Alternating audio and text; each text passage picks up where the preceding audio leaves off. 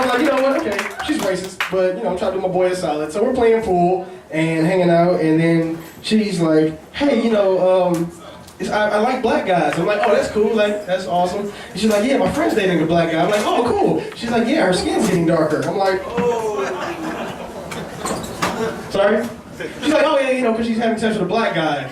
And when you have sex with black guys, your skin gets darker. Oh, no. This is serious. This is a true story. This is not jokes. True story. And I'm just like, and I'm looking over at Ben. I'm just like, man, what the fuck? And he's just like, come on, man, I'm really trying to fuck this girl. You gotta be a wingman, and that's cool. Interracial dating, that's awesome. But interracial dating for black guys is hard because you can't go just straight black to white. There's a color wheel you have to abide by. You gotta go black, then mixed, then like a Hispanic girl or an Asian girl, and then you go white. Like you can't just go straight to white because it's dangerous. You did it! And yeah, I did do it. This is actually the true story. I dated a white chick, and when you date a white girl, you have different concerns. It just puts you in a different place. Like normally you say bye to a girl, and you're like, hey, baby, catch you later. All right, bye. It's like 8 o'clock, and then 10 o'clock rolls around, she doesn't call you. And you're not like, oh man, I really miss her. Oh man, I hope she says, you're like, oh my God. I really, really don't want people to think that I murdered her. So you gotta do stuff to provide alibis. Like you just go to the fucking BX and you run into the shop and you start buying like Doritos and tampons and fucking mustard. And like, what the fuck are you doing? Like, yeah, I remember this face. She calls you later. Like, hey, baby, just stop by the library and stop by the community center. You're like, oh, I'm so glad that you called. Because now I'm not going to jail. I've been masturbating in front of a closed circuit television for the last 5 hours to give myself an alibi. So I used to like stand up for pornography. Because people were like, oh, it's evil, it's sin, it gives a bad message. Like, what are you talking about? Pornography is hilarious, it's silly. Every porn is like this, like, ding dong, I've got this extra large pizza with extra sausage for you. It's like, oh, I ordered a pizza and I don't have any money. How about a blowjob? He's like, hell yeah, I'll take a blowjob. You can't, trust me, that's bullshit. You can't order a pizza and then barter with blowjobs. Trust me, I've tried with very little success. But I'll tell you one thing, nothing takes the taste of splooge out of your mouth faster than free pizza. This chick knows what I'm talking about. This guy definitely knows what I'm talking about. Come on, yeah! He just high-fived for like giving blowjobs to a random delivery man. Dreams is rude as shit sometimes. I was walking here, just today, I was walking over here, coming to O Lounge, minding my own damn business, listening to my headphones, and this Korean couple was coming towards me. And right when they got past me, dude had no qualms about it. He got past me and just I was like, are you serious, son? This shit's weird as fuck. With his woman piece right there. He's looking like, oh, there's a black dude coming. Honey, check this shit out. And it's like he's purposely holding it in. And so I roll past him like, come on, a few more feet. You know you gotta be comfortable with your woman, just let them shits rip out like that. That's how you know you are in a comfortable relationship. If you can shit with the door wide open, you are in the world's most comfortable relationship, because that shit is gross. If y'all having a conversation while she's shitting, that's even worse. Honey, you need to balance the checkbook. That joint is nasty. Shit is gross. I am paranoid. I close the door when I'm home alone when I take shits. Because you never know what's going to come out. You might be strained, you might be sloppy, you might tickle your ass on the way out. You don't know what's going to happen. Every shit is like Christmas Day. A surprise under every toilet lid. You don't know what's going to happen. I have no idea how I non-separated the shits. Alright, so my name is Thommy. It's spelled Thommy. I know it's kind of weird. The H is silent. I have a weird name for a reason. I don't know if you can tell by my height, but I'm a second-generation American. My parents come from Pandora.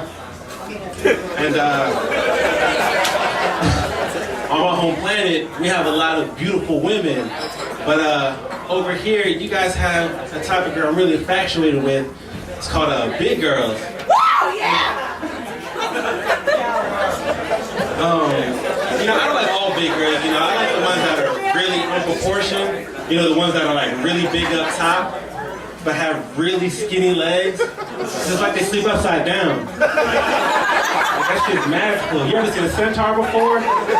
They're amused by these women. I also like, you know, really fat white girls. You like being on top of black guys. The root beer floats, you know?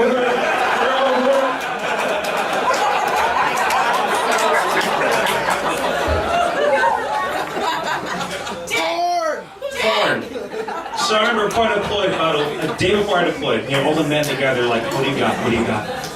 And like, I got this, this, and that. It's almost like, it's like you're in jail and you're bidding on your bitch.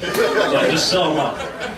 And I get my hard drive, and I'm like the noob, I'm like, hey guys, I got this. They're like, all right, what do you got to sell? I'm like, nothing, but I got $10. So like, all right, you get everything. So I get everything. I upload it, and I'm like, in our little barracks, prior to deploying and training, and I'm just mashing my head, just breaking it off. And I'm loving every minute of it. Like, this premier set of videos I love, where it's kind of like, it's a younger chick. And I'm like, it's amateur. I like amateur porn, by the way. It's more real. I pretend I'm there. Because, you gotta face it, if you're watching real porn, there's no way you're there, because your dick's not that big. But if you're watching amateur porn, that could be me. You know? So I'm watching this, I'm loving it. And then I skip this video that says after school, and I'm like, oh no. What type of school? Is it college? Is it high school? I can deal with that as a junior high. Because this bitch looked young. And I was like, fuck it. I'm going to Iraq, no one's going to catch me. So I'm used to that. I'm used to that. You want some cornbread? Anyway, I moved to another city. City is like nothing but white people, and it's kind of a little awkward a little awkward. Nothing wrong with white people, just a little awkward. It's about like 2,000 people in the town, so I go there. These motherfuckers have never seen an Indian guy in their life, much less a black guy. So some of the first questions they're asking me are some of the like, what the fuck do you ask like brown people, man? Fuck. They're like, where do black people go to church? I'm like, same place as you? How the fuck would I know? They're like, so like, do you worship a cow? No, I don't worship a cow. What about that like 8-arm guy with like he's just dancing on another thing? No, just shut the fuck up. Just shut the fuck up. The only thing about me that's really Indian is I like curry and Slurpees. So shut the fuck up and just let me go, okay? I would second that motion. Clymer, Jesus, sweet mother of fuck. I feel all the shame that you left on this stage. It is wrong for me to laugh because I now feel like everything that I do should be secret and wrong. Following up, I honestly thought I was coming up just a little bit earlier, so I've been holding on to this for about 15 minutes. I want everybody to give another hand to Brooke Andrews for coming up and playing music videos.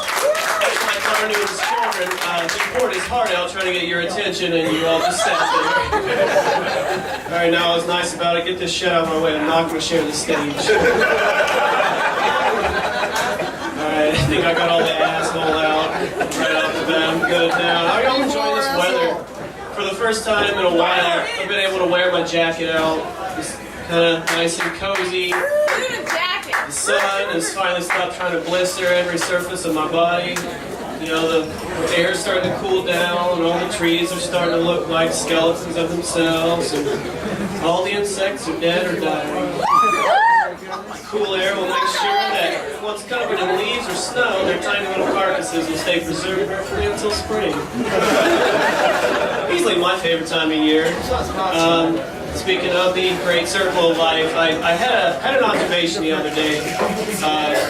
By day, I mean it could have been any time before right now. Time no longer makes sense to me with this schedule that we're on, but I think for about a week, you've all seen this guy down here, the Middle Eastern dude selling rugs down the store. I mean, the lights are on like all the time anyway. But for like a week straight, I would walk by there, you know, just late as fuck at night. And I noticed that like all the lights were on, his TV was on, like the door like still said open. I was like, no fucking way. Like, I've seen maybe 2 people in there buy a carpet the entire 2 years that I've been here. Nobody's coming in at 4 in the morning. I mean, I know he's dead. pedestrian, but shit. And to accompany that, there was just the worst fucking smell. Every time I passed right by there, and then I started putting two and two together. I was like, he's a fat old dude who stays in one place all the time. He's fucking dead. He's gone behind his little podium there, took a nap, and did not wake up. And nobody's gone in to check because nobody wants a goddamn rug.